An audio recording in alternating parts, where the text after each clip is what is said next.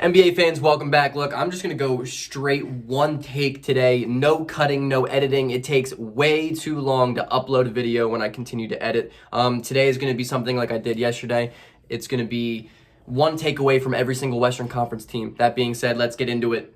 Actually, I lied to you. Before getting into it, please like, subscribe, get me to 1,000 subscribers by the end of the year. The grind is real. I'm that close to 400. That means I'm sort of close to 1,000. I don't know how it works. Do whatever you got to do to let this channel grow. Keep dropping comments. I love talking to you guys. Do your thing. That being said, let's get into it. Number one, right now in the Western Conference is the Los Angeles Lakers. My takeaway for them is, bro, LeBron James could legitimately win the MVP right now, and he's like 36 years old. He's the GOAT. I don't care what you have to say. Fight me about it. The Lakers are literally winning games at an elite level right now, and they're taking games off. They clearly haven't been playing really good basketball, and yet they have the best record in the NBA. Number two, the Utah Jazz. I hate the Jazz, everything about Utah. I hate the fans of the Utah Jazz. I'm sorry. There's nothing nice for me to say about this organization because I root on every team in the NBA except the Utah Jazz. I hope this team loses every single game of every single year so that stupid fan base can just shut the hell up. All right. That being said, we got the Clippers at number three. Right now, my takeaway for them, I think it's pretty obvious. Their offensive ball movement, their offense has just been really, really good. They have great passing. Paul George and Kawhi Leonard are passing better than they ever have. PG's almost averaging like 6 assists per game. He's having a fantastic year. Just wait until playoff time, though. He'll start hitting the side of the backboard. But, they seem to be a better team than last year. Serge Ibaka definitely has been playing well. Ty Lue's been doing really, really well as a coach there, too. So it looks like the Clippers are on the right track. Number four is Denver. They've been playing better as of late, but they still have kind of been disappointing. Bubble Murray clearly hasn't been around this year. He's been disappointing in comparison as to what he was putting up in the bubble. But, the team is still good. Jokic has been an MVP type of guy, so if he can maintain that, it's going to make his case stronger if this team continues to win. Number five, we have the Blazers, and all I have to say is injuries, injuries, injuries, injuries, injuries. Everyone on this team is just constantly hurt. They have McCollum out. Robert Covington's hurt. Nurkic is out again because that guy just lives on the injury block. All that dude does is get hurt. But Damian Lillard's the man. So if you want to make a deal, Portland, I would love to send you Ben Simmons and 9,000 first-round picks for Damian Lillard. Number six, we have the Memphis Grizzlies. I absolutely love this team. I love where this team is projected to be in a few years from now. They're doing all of this without Jaren Jackson, which is really impressive. John Morant is such a superstar. He is such a superstar, and he's a top 5 player in the league in the future, maybe even in the near future. That dude does everything. He's a winning player. One of my favorite players in the NBA. I love John Morant. I'm buying Memphis Grizzlies stock. This team is legit. The Suns are at 7. They're losing as of late, but this team is a playoff team. CP3 is having I think his worst statistical season of his career, but at the same time, he's having a good year, and his impact that he brings to the Phoenix Suns is off of a stat sheet. I love Chris Paul. He's having a good year. Don't let his points per game fool you of how he's playing this year because he's doing a lot more than that. That also being said, I love DeAndre Ayton. I think if he becomes a little stronger, he could be a really, really good player. And Mikal Bridges has been the man. Awesome 3-and-D guy. I wish the Sixers never traded him on draft night, but it happens. That's what Philadelphia does. They trade good talent for nothing. The Warriors are at 8. Steph is so good, dude. Steph Curry was my preseason MVP. He's been phenomenal. He's the only reason this team really kind of wins games. But I love James Wiseman. He shows flashes of legitimate future superstardom. And so if he can continue at that pace, continue to play like that, on a normal basis, that's huge. And I like James Wiseman. I hope he's going to be really good. And his jump shot, I saw a thing on Twitter that was like, this is how your uncle shoots at a cookout. And for real, because he was just like, but it goes in. He's been knocking down shots this year, and I'm here for it, dude. I am here for James Wiseman. I love that dude. We got number 9. We got the Spurs. Look, this is so much of a different team than it used to be.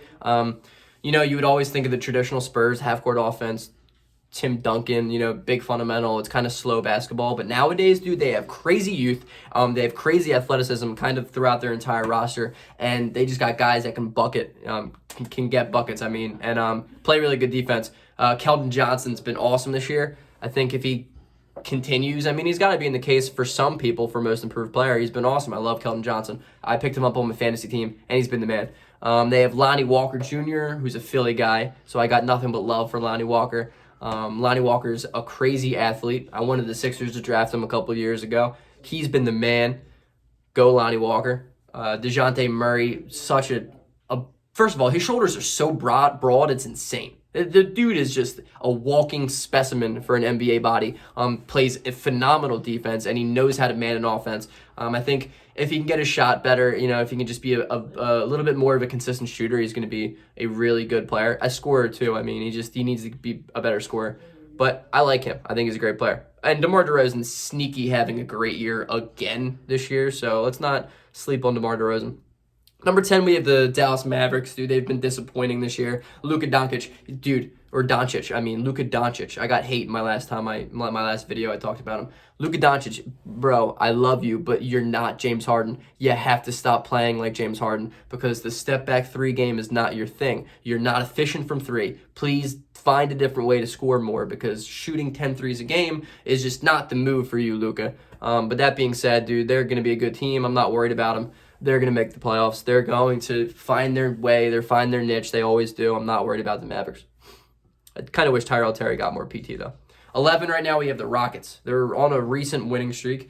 I like what the Rockets are doing. I said before the season started that they won the Russell Westbrook trade. I got a lot of hate for that, and so far, I'm right. John Wall has come out, and he's played really well, actually. He's been shooting the ball a little bit better. He's having a good season.